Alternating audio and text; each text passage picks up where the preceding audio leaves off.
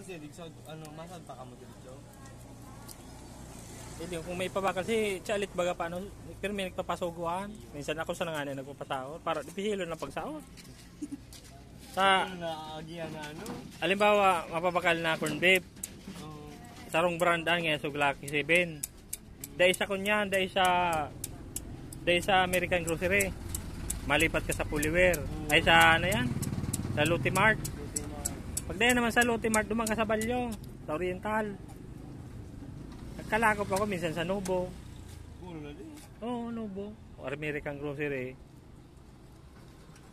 Minsan pag mapasahodan sa, minsan paglaog ko pa sa Lutimart na matawon, minahali ako, minapasira ko sa uta para ang diferensya ko yan man sana 25 minsan sa lapi matawon baga dyan permi sa Lutimart pero may oras talaga siya na tarabo araw kasod matawon Lunes dahil eskwela pa nakasod ma niya ako nag-iriba garo sa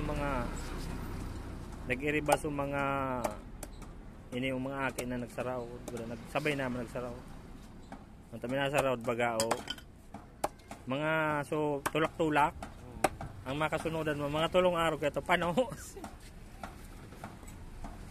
minsan niya may nakasunodan ako doon andar ng barya puro apiriso siguro mga 5,000 na may asiring ko binilang na kang kahira tadaman daman pwedeng yan tapag kulang ang talaga oo araw mga nakatrabaho sa mga grocery araw man patakaran itatras talaga sa iyo mabilang ka talaga ka.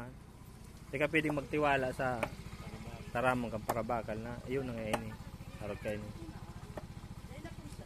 Diba pa po mala pundahan po